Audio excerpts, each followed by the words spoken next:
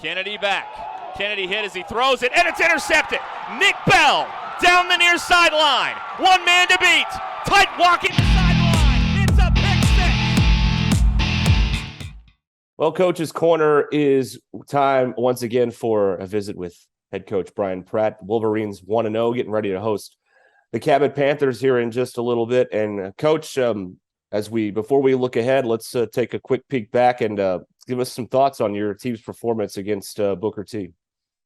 As a coach, you're never satisfied with what happened. So my wife told me multiple times this weekend, the win's a win, but we didn't play like we're capable of playing. And so there's a lot of room for improvement. That's what we're kind of going in this week, but we're really, really pleased about getting a win against a very, very athletic team, probably one of the most athletic teams we will face this year. So, I thought we did a really good job of rising to the occasion a little bit on covering the 5 or 4-star recruit. And we definitely made ourselves have a chance with the way we played with him. I thought our special teams did really well. I'm a little disappointed with some of the penalties that we had to put us behind the chains. And one thing that we can't do offensively is get into a second and 25 and think we're going to be successful. So I had a couple of drop balls and got to play better up front. As far as the defense goes, I mean, there's 4 turnovers that they forced in the game, only 7 points scored by what looked to be on paper a pretty explosive offense with the Hornets coming in. Yeah, we were really pleased with the way we played defensively and especially in this situation we have. And there's some things that we're working on to try to improve in that regard. But we knew we had a lot of kids coming back. I thought we missed some tackles that we could have gotten out of the certain situations and cut down on our yardage and stuff like that. But the main concern is how many points they score. And when you don't score, only score 7, and it's in the fourth quarter against some guys that were rolling in, makes you feel pretty good that you should have got a shutout there. And we've seen it throughout all the years of Wolverine football. You guys make a living off non-offensive touchdowns, special teams, and it happened again on opening night. And we had a big talk this week about special teams and how we need to definitely win that phase of the game. And, our kids come in, we spend a lot of time in the spring and the summer taking care of the special team side of it, other than the missed field goal, which missed by about, I think he told me about 6 inches he missed it by. So he still kicked it really well. We had good protection. I thought we covered well, missed some tackles on a couple of kickoffs, but, to be expected when you're trying to tackle a guy in the open field that's, an SEC guy. So, all in all, we feel like our special teams is something that we should be have a chance to win every week. And we definitely won with a block field goal return for a touchdown.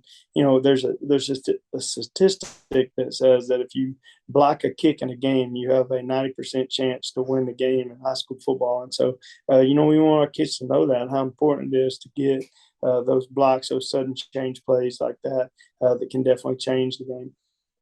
It sounds like with some of the things that maybe didn't go right, sounds very correctable, very coachable from game 1 to game 2. Is that fair to say?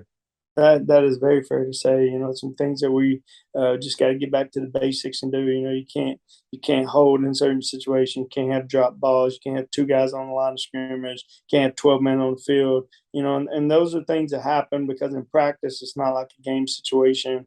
And you're trying to get guys on and off the sideline. So it usually takes you a little while to get in game shape and have the mentality of game when you're getting on and off the field. So, those things matter. And, our kids understand that. I think our attitude and our leadership right now and our team is probably the best it's been here since we started. And, they're hungry. They enjoy it. And just like we talked to them today, winning is contagious. You have a big win against JV on Monday night. You have a big win with a varsity. We play again. We play Rogers this coming Monday. So it'll continue to roll. And, for a team that our second year went 9-0, we know what the excitement creates in the town, and everywhere we go, people are talking about can't wait for Friday night.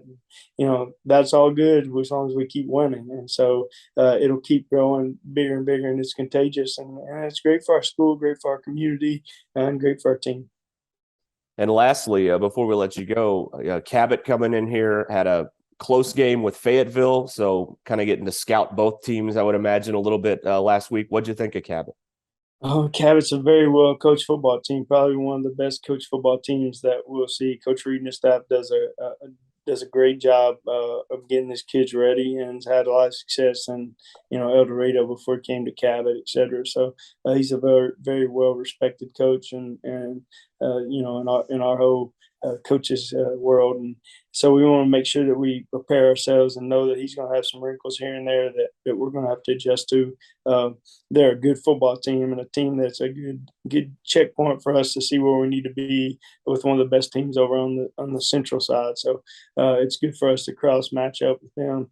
I know that we definitely enjoy playing a good quality football team, and seeing where we're at. It'll be a great measuring stick for us as we get ready for conference play. All right, Coach, we'll leave it there. Good luck to you tonight against Cabot. Thanks. Thank you.